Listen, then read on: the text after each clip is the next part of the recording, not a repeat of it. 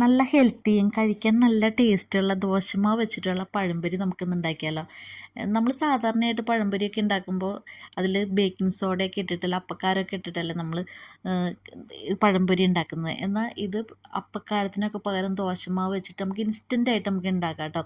അരമണിക്കൂറൊന്നും wait ചെയ്യേണ്ട, നമുക്ക് പെട്ടെന്ന് തന്നെ ഉണ്ടാക്കാം. അപ്പോൾ ഒരു ചായ വെക്കുന്ന ആ ടൈമിൽ തന്നെ നമുക്ക് ഉണ്ടാക്കിയെടുക്കാം കേട്ടോ. അപ്പോൾ ഇതെങ്ങനെ ഉണ്ടാക്കിയെടുക്കുന്നതെന്ന് നമുക്കൊന്ന് നോക്കാം. ഞാൻ അതിനായിട്ട് ഇവിടെ 3 ഏത്തപ്പഴം എടുത്തിട്ടുണ്ട്. ഒരുപാട് പഴുത്തു പോയിട്ടില്ല, എന്നാൽ പച്ചയല്ല താനും. അങ്ങനെ അത്യാവശ്യം പഴുത്തിരിക്കുന്ന 3 ഏത്തപ്പഴം തന്നെയായിട്ട് എടുത്തിരിക്കുന്നത്. അപ്പോൾ തൊലിപ്പുറം ഒന്ന് കറുത്ത് തുടങ്ങിയിട്ടുള്ള ഏത്തപ്പഴമായിരിക്കും എടുക്കുന്നത് ഏറ്റവും നല്ലത്. ഞാനൊരു ബൗളെടുത്തിട്ട് ബൗളിലോട്ട് 1/4 കപ്പ് മൈദ ഇടുന്നുണ്ട്. മൈദ ഇട്ടതിന് ശേഷം ഞാൻ പിന്നെ 2 ടേബിൾ സ്പൂൺ പഞ്ചസാര ഇടുന്നുണ്ട് കേട്ടോ. നമ്മളെടുക്കുന്ന പഴത്തിന് ചിലപ്പോൾ മധുരം കുറവായിരിക്കും, ചിലപ്പം മധുരം കൂടുതലായിരിക്കും. അപ്പോൾ ഞാനിവിടെ എടുത്തിരിക്കുന്ന പഴത്തിന് അത്യാവശ്യം മധുരം ഉള്ളതുകൊണ്ട് ഞാൻ 2 ടേബിൾ സ്പൂണാണ് കേട്ടോ എടുത്തിരിക്കുന്നത്. പിന്നെ 1/2 ടേബിൾ സ്പൂൺ എള്ളിടുന്നുണ്ട്, കറുത്ത എള്ളിടുന്നുണ്ട്. പിന്നെ 1/4 ടീസ്പൂണോളത്തോളം മഞ്ഞൾപ്പൊടിയാണ് കേട്ടോ ഇടുന്നത്.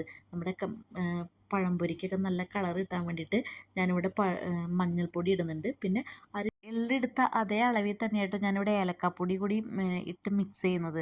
1/2 ടീസ്പൂണോളത്തോളം ഏലക്കാപ്പൊടി കൂടി ഇട്ട് ഞാനിവിടെ മിക്സ് ചെയ്യുന്നുണ്ട്. അതിനുശേഷം ഞാൻ 1/2 കപ്പ് ദോശമാവായിട്ട് എടുത്തിരിക്കുന്നത്. 1/2 കപ്പ് ദോശമാവ് ഒഴിച്ച് ഞാൻ വീണ്ടും ഒന്നുകൂടി നന്നായിട്ട് മിക്സ് ചെയ്യുന്നുണ്ട്.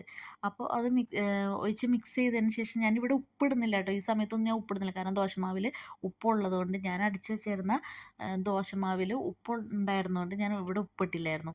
1 കപ്പ് വെള്ളം എടുത്തിട്ട് ഞാനത് കുറച്ച് കുറച്ചായിട്ട് ഞാൻ ഒഴിച്ചു കൊടുക്കുന്നുണ്ട്.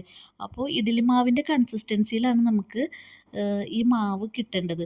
അപ്പം ഞാൻ അതിന് വേണ്ടിയിട്ട് ഇടയ്ക്കിടയ്ക്ക് വെള്ളം ഒഴിച്ച് കൊടുത്തിട്ട് ആണ് ഞാൻ ആ ഒരു പാകത്തിനായി കഴിഞ്ഞപ്പോൾ ഞാനത് മാറ്റി വയ്ക്കാട്ടോ ചെയ്തത്. ഞാനിവിടെ 3 ഏത്തപ്പഴം എടുത്തിട്ടുണ്ടായിരുന്നുള്ളൂ. ഞാൻ ആദ്യമേ കാണിച്ചില്ലായിരുന്നോ. അത് ഞാൻ ഒരു ഏത്തപ്പഴം 3ആയിട്ട് ഞാൻ നീളത്തിൽ സ്ലൈസ് ചെയ്ത് വെച്ചേക്കുക കേട്ടോ. നമുക്കിപ്പോൾ ഏത്തപ്പഴം ചെറുതായിട്ട് എടുക്കണമെങ്കിൽ അങ്ങനെ ആയാലും എടുക്കാം കേട്ടോ. നമ്മുടെ ഇഷ്ടത്തിനനുസരിച്ചിട്ട് നമുക്കത് എടുക്കാം. ഒരു പാൻ അടുപ്പത്ത് വെച്ചിട്ട് പാൻ ചൂടായപ്പോൾ അതിൽ 1/2 കപ്പോളത്തോളം സൺഫ്ലവർ ഓയിൽ ഞാൻ ഒഴിച്ചെടുത്തിട്ടുണ്ട്. അത് നമ്മുടെ ഈ എടുത്ത് വെച്ചിരിക്കുന്ന ഈ പഴം ഈ മാവിൽ മുക്കിയിടുമ്പോൾ അത് മുങ്ങിക്കിടക്കാവുന്ന രീതിയിലാട്ടോ ഞാൻ ഒഴിച്ചെടുക്കുന്നത്. അപ്പോൾ ഞാൻ എന്നിട്ട് ഈ മാവിൽ പഴം മുക്കിയിട്ട് ഞാൻ ഈ എണ്ണയിലേക്ക് ഇട്ട്, അത് ഈ ഓയിലിലേക്ക് ഇട്ട് ഞാൻ പൊരിച്ചെടുക്കാനായിട്ട് ഇവിടെ ചെയ്യുന്നത്. ഓയിൽ ചൂടായോ എന്നറിയാൻ വേണ്ടിയിട്ട്, തിളച്ചോ എന്നറിയാൻ വേണ്ടിയിട്ട് ഞാൻ ഒരു ഡ്രോപ്പ് മാവ് ഒഴിച്ചു കൊടുക്കുന്നുണ്ട്. അതിനുശേഷം ഞാൻ ഒരു ട്രിപ്പിൽ 3 പഴം വെച്ചിട്ടാട്ടോ ഞാൻ മാവിൽ മുക്കിയിട്ട് ഇട്ട് കൊടുക്കുന്നത്. അങ്ങനെ 9 സ്ലൈസ് ചെയ്തിരിക്കുന്ന പഴവും ഞാൻ പൊരിച്ചെടുത്തു, ഫ്രൈ ചെയ്തെടുത്തു കേട്ടോ. നമുക്ക് 4 മണിക്ക് ചായക്കൊപ്പം കഴിക്കാനോ അല്ലെങ്കിൽ പെട്ടെന്ന് ആരെങ്കിലും വീട്ടിലേക്ക് ഗസ്റ്റായിട്ട് വരുമ്പോൾ നമുക്ക് പെട്ടെന്ന് ഈസി ആയിട്ട് നമുക്കിതൊക്കെ ഉണ്ടാക്കി കൊടുക്കാവുന്നതുള്ളൂ കേട്ടോ.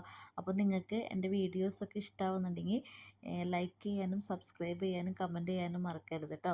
പിന്നെ ഇതുപോലെ നമുക്ക് ഈസി ആയിട്ട് നമ്മുടെ വീട്ടിൽ തന്നെ പഴംപൊരിയൊക്കെ നമുക്ക് ഉണ്ടാക്കിയെടുക്കാമെന്നുള്ള നല്ല ക്രിസ്പി ആയിട്ടുള്ളതാണ് കേട്ടോ. ഇത് നല്ല സോഫ്റ്റും അതേപോലെ നല്ല ക്രിസ്പിയൊക്കെ ആയിട്ടുള്ളതാണ്. അപ്പോൾ ഇത് നല്ല ചൂടുണ്ട് കേട്ടോ. ഞാൻ എടുത്ത വഴിയേനെ നിങ്ങളെ കാണിച്ചു തന്നതുകൊണ്ട് നല്ല ചൂടുണ്ട്, അതുകൊണ്ടായിട്ട് ഞാൻ താഴേക്ക് വെക്കുന്നത് വേഗം. അപ്പോൾ നിങ്ങൾ ഒരു തവണയെങ്കിലും വീട്ടിലുണ്ടാക്കി നോക്കണേ. മക്കൾക്കും വീട്ടിലുള്ള എല്ലാവർക്കും ഉണ്ടാക്കി കൊടുക്കണം കേട്ടോ. അടുത്തൊരു വീഡിയോ ആയിട്ട് ഞാൻ നിങ്ങളുടെ മുന്നിലേക്ക് വരാം കേട്ടോ. അപ്പോൾ എല്ലാവർക്കും ബൈ.